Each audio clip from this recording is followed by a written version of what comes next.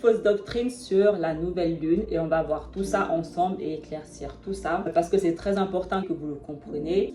Il faut savoir que le mot la nouvelle lune n'est pas dans le texte original. Le mot qui est utilisé dans le texte original, c'est le Rosh Kadesh. Et le Rosh Kadesh signifie le commencement du mois, le début du mois. Donc, lorsque vous voyez dans la Bible écrit nouvelle lune, nouvelle lune, nouvelle lune, ça ne parle pas d'une phase lunaire. Le monde veut faire croire que la nouvelle lune que la Bible parle est une phase lunaire, mais non, la nouvelle lune que la Bible parle, c'est le commencement du mois. Donc, remplacez à chaque fois que vous voyez nouvelle lune par commencement du mois, début du mois. Et le mot pour mois, et en hébreu, c'est le Kodesh. Et le mot pour lune, c'est Yéréak. Yéréak. J'arrive pas trop à prononcer ce mot. La nouvelle lune au temps de la Bible marquait le début d'un mois. Le calendrier hébraïque est basé sur la lune. Et c'est le moment où les Israélites devaient apporter une offrande à Yahuwah. Le début du mois était connu non par des calculs astronomiques, mais par le témoignage de messagers chargés de guetter la première apparition visible de la lune. Dès que la première lueur était aperçue, on l'annonçait dans tout le pays par des feux de signalisation au sommet des montagnes et on faisait sonner des trompettes. Le mot hébreu pour mois, Kodesh, signifie littéralement nouvelle lune. Et le monde essaie d'induire les gens en erreur. Israël, parce que ça concerne que Israël.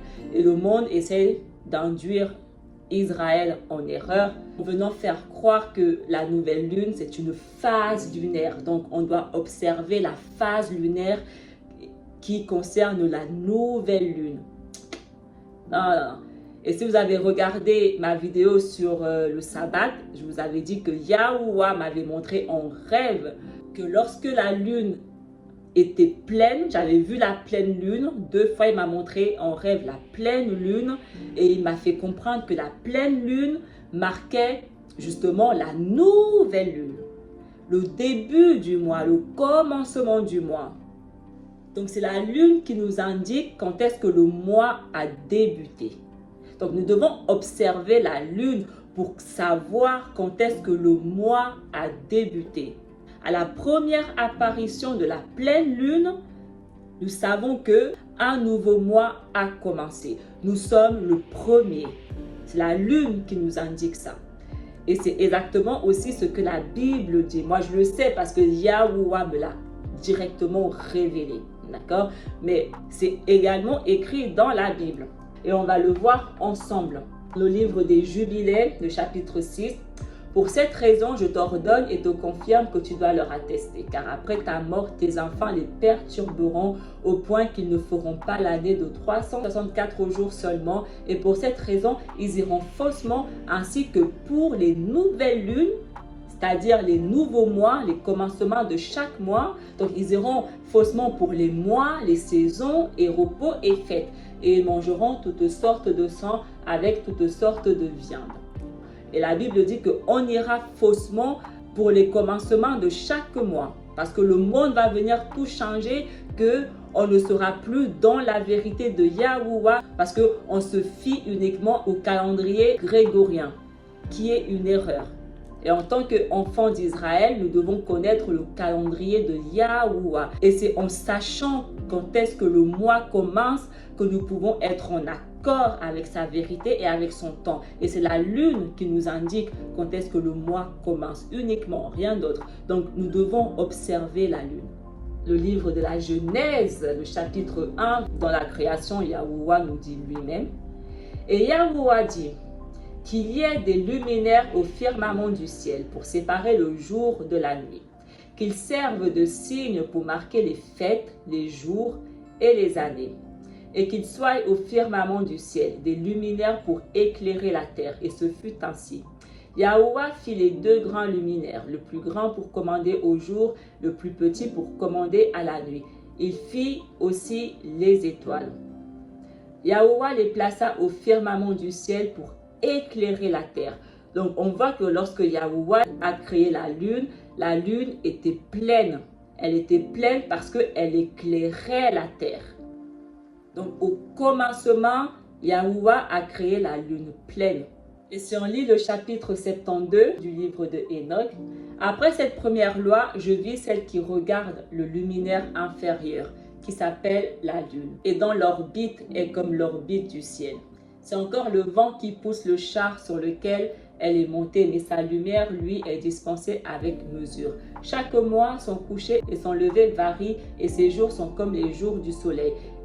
Et quand sa lumière est pleine, elle contient cette partie du soleil.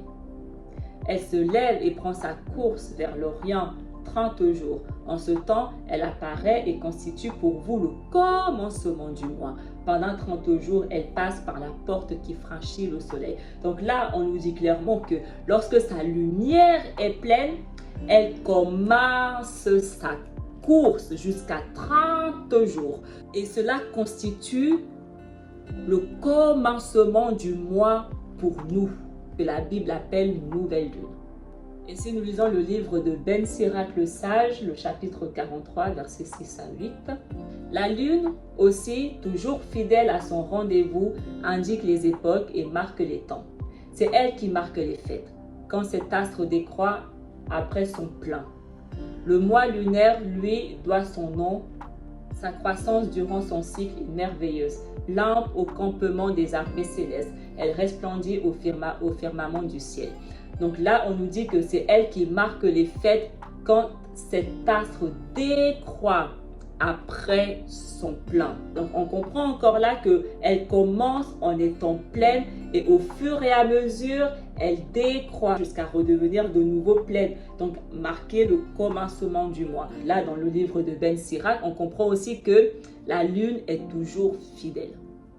Elle ne change pas. Son cycle ne change pas. Donc elle respecte les lois que Yahuwah lui a données. Elle ne change pas. Fiez-vous uniquement à ce que vous voyez vous-même et non ce que les gens vous disent. Observez vous-même la lune pour voir quand est-ce qu'elle est pleine. Ne faites confiance à aucun humain. La lune ne vous mentira jamais. 1 Samuel, le chapitre 20. Le roi s'assit à sa place comme les autres fois sur le siège placé contre le mur. Jonathan se mit en face. Abner s'assit à côté de Saül. Et la place de David resta inoccupée. Saül n'en parla pas ce jour-là, car il se disait, quelque chose est arrivé qui l'aura rendu impur. Sans doute n'est-il pas pur. Or, le lendemain de la nouvelle lune, le deuxième jour, la place de David restait inoccupée. Saül dit à son fils Jonathan, pourquoi le fils de Jessé n'est-il pas venu à table, ni hier, ni aujourd'hui? Le lendemain de la lune, le deuxième jour, donc on comprend que la nouvelle lune représentait le premier jour. Donc la nouvelle lune ici, c'est le commencement du mois, du premier jour.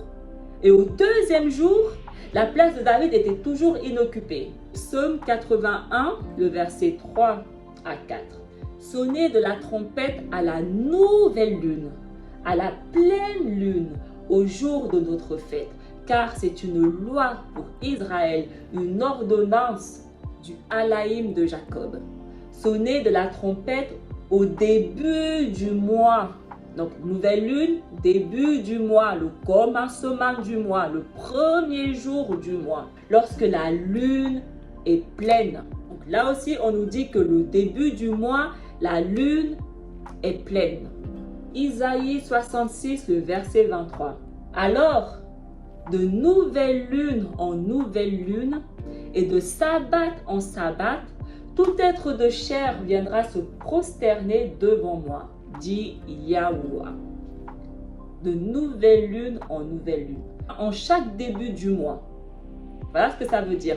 En chaque début du mois et en chaque sabbat, tout être de chair viendra se prosterner devant moi.